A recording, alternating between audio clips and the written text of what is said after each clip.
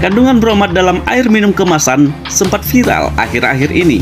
Pemicunya, sejumlah informasi beredar di sosial media menunjukkan sejumlah merek air minum dalam kemasan mengandung bromat melebihi ambang batas.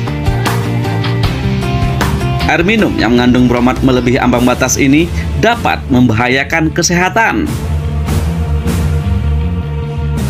Timbul kecemasan warga karena air minum kemasan adalah produk yang nyaris setiap hari dikonsumsi.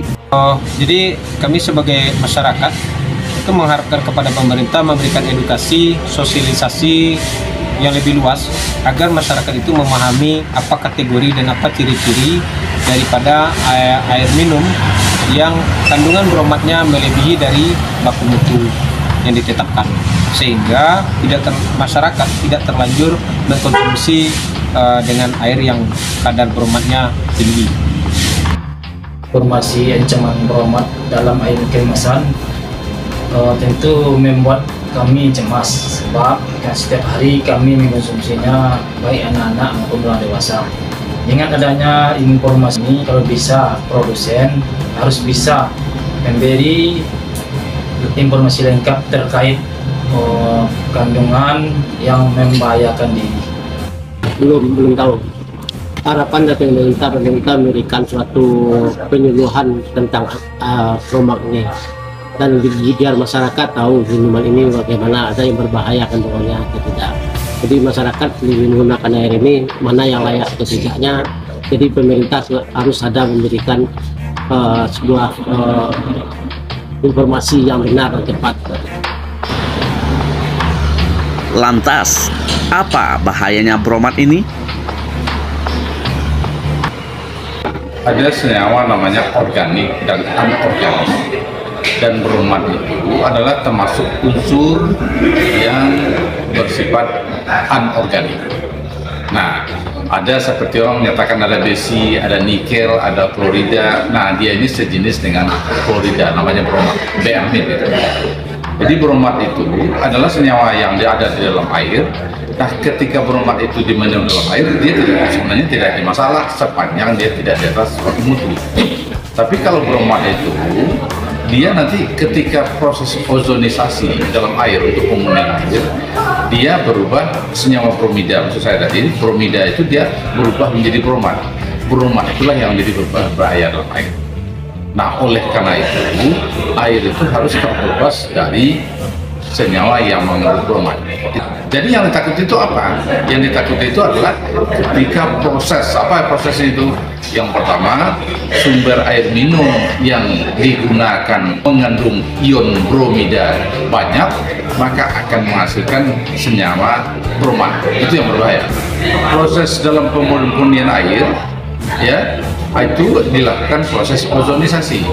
Nah, sepanjang proses ozonisasi itu tidak sesuai dengan ketentuan waktu yang telah tentukan menurut SOTK dalam SOP-nya, maka itu akan menimbulkan bromat, dan itu yang paling berbahaya. Oleh karena itu sumbernya harus dikontrol, kemudian pelaksanaannya harus dikontrol, kemudian evaluasinya juga harus dikontrol, sehingga kualitas air minum itu berada pada baku mutu yang telah. Kira-kira standar baku mutu bromat yang baik untuk kesehatan itu berapa, Prof? Nah, di dalam peraturan kita itu belum masuk, tapi dalam SNI sudah masuk. Itu adalah 10 ppb part per sejuta. Nah, dalam hal ini adalah menjadi baku mutu, itu sangat kecil sekali. Jadi sebenarnya berbahayanya karena dengan 10 ppb saja sudah dianggap itu berbahaya oleh SNI. Oleh karena itu, maka ini perlu diawasi. Jadi artinya adalah semakin tinggi baku mutunya, berarti senyawa itu kurang berbahaya. Tapi kalau semakin kecil baku mutunya, itu senyawa itu berbahaya. Dan oleh karena itu, bromat itu termasuk dalam, kalau ada dalam air dalam kondisi tinggi di atas 10 ppb sudah dianggap berbahaya bagi masyarakat. Ini kalau kita lihat sejauh ini kan untuk AMDK ini yang lampiran atau yang segelnya yang menyampaikan bromat kan belum ada. Ini bagaimana masyarakat bisa mengetahuinya, Prof? Nah, jadi teknis kedua yang perlu dibangun adalah ketika itu sudah ada ancaman, makanya harus pemerintah daerah membuat peraturan perundang-undangan. Nah, jadi dia melalui DPR usulkan bahwa bromat itu adalah dimasukkan di dalam evaluasi atau pemantauan industri yang AMDK ini, air minum dalam kemasan ya. Maka ini harus dilakukan itu. Ini sepanjang itu tidak ada dalam aturan hukumnya, maka mereka tidak melanggar. Nah, kalau secara nasional belum ditentukan, hanya SNI-nya baru, tapi harusnya itu dimunculkan dalam bentuk peraturan daerah. Maka peraturan daerah memperkuat. Karena peraturan daerah itu bisa saja salah satu apa? Kita nggak tahu sumber air itu yang di mana digunakan oleh air dalam kemasan ini. Nah, kalau seandainya sumber batunya mengandung bromida terlalu tinggi, maka itu akan menghasilkan bromat juga tinggi. Kira-kira dari dampak bromat ini terhadap kesehatan, jenis penyakit apa bisa yang bisa menjangkit? Bromat itu salah satunya adalah diare. Kemudian yang kedua adalah ginjal, gagal ginjal. Yang ketiga juga bisa menyebabkan kanker. Jadi semuanya adalah yang berbahaya saja. Jadi dalam waktu jangka pendek dia menyebabkan diare, dalam jangka waktu panjang dia menyebabkan kanker. Jadi kedua-duanya itu dan ditambah dengan ginjal. Jadi dia akibat dari bromat ini bisa menyebabkan gangguan secara akut, bisa menyebabkan gangguan secara kronis.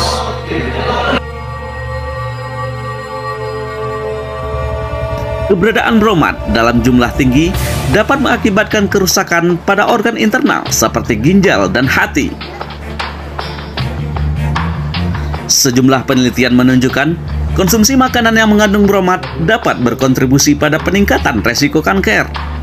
Efek toksik dari bromat meliputi mual, muntah, nyeri perut, anuria, dan diare, serta tingkat depresi sistem saraf pusat yang bervariasi, anemia, hemolitik, dan edema paru-paru.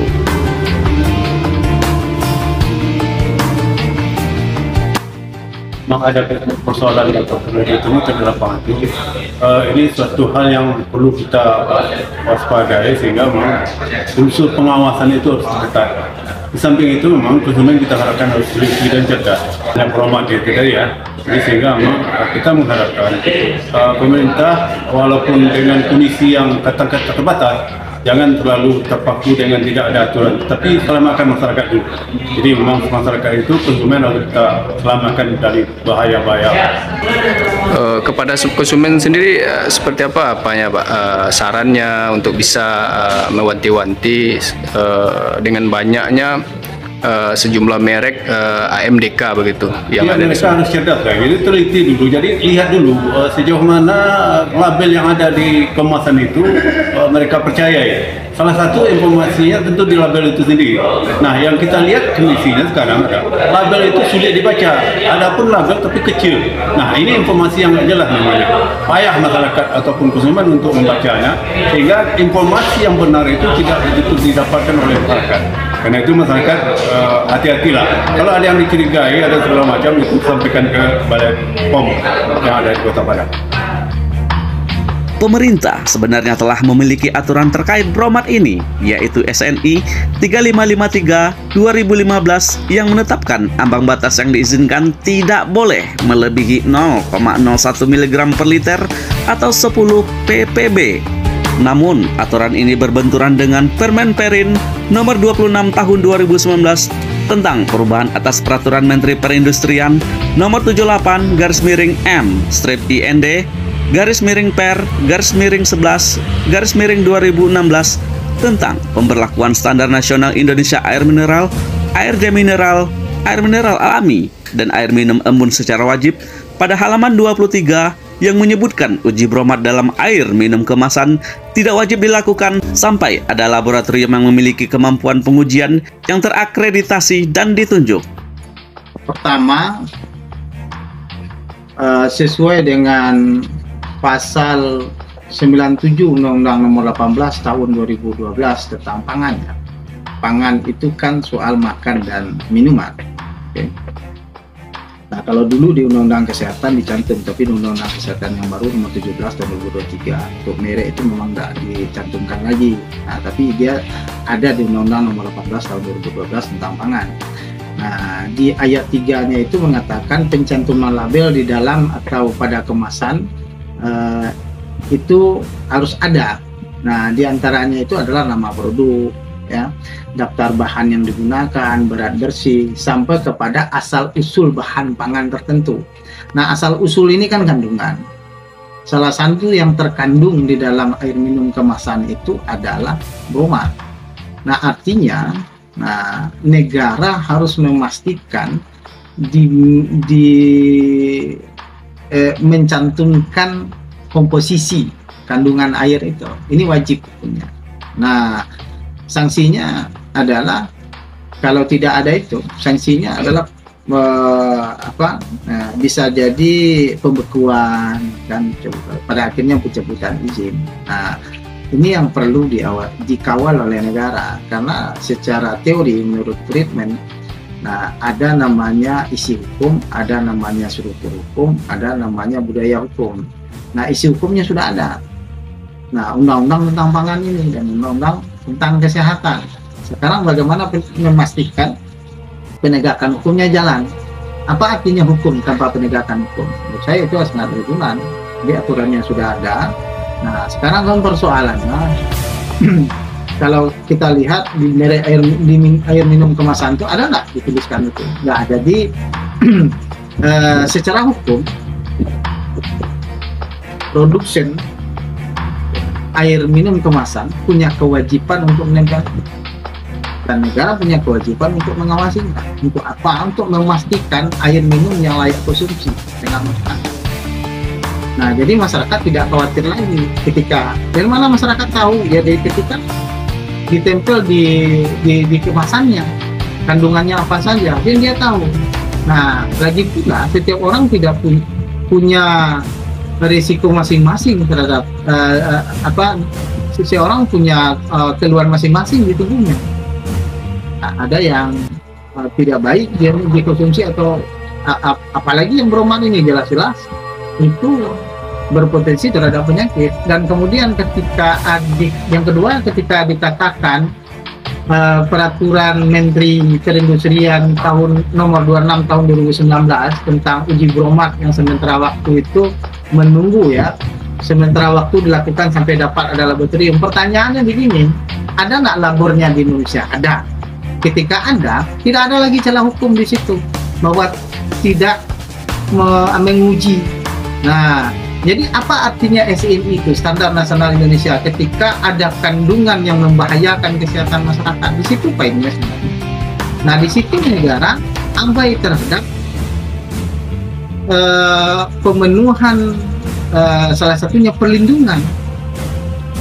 Jadi negara tidak buat aturan saja, tapi negara harus memastikan hukum itu tegak. Makanya dalam teori welfare state, ya, negara kesejahteraan, tanggung jawab negara itu dua. Satu, menjaga keamanan. Yang kedua, mensejahterakan. Nah, untuk mensejahterakan ini, negara harus memakai kekuasaan penegakan hukum, dan kemudian tidak menyerahkan ke pasar. Soal-soal yang begini, produk air minumnya bisa diserahkan ke pasar, tapi memastikan kesehatan itu tidak diserahkan ke pasar. Kalau ini diserahkan ke pasar, menjadi kesehatan menjadi hal yang mahal yang tidak terjangkau oleh masyarakat, ya. Jadi PAD-nya terpenuhi, masyarakat kesehatannya terlindungi. Apa gunanya PAD-nya tinggi, kemudian kos untuk kesehatannya juga tinggi, akhirnya ada kesenjangan jadinya. Menurut saya seperti itu. Untuk semua produk sebenarnya kita sudah sampaikan tadi, sebelum dia beredar kita sudah awasi, mulai dari air bakunya, kemudian juga dari produknya, ya. Kemudian untuk masyarakat kita ada namanya semuanya ceklik, ya. Kalau di Badan POM itu ada salam ceklik seperti ini. Ceklik itu kependekan. Jadi sebelum membeli produk, cek kemasannya apakah dalam kondisi baik, seperti air minum dalam kemasan itu, ya. Itu di labelnya ada ditulis itu simpan dalam kondisi sejuk dan terlindung dari cahaya matahari langsung. Nah, kan seringkali di masyarakat itu dijemur di matahari malahan.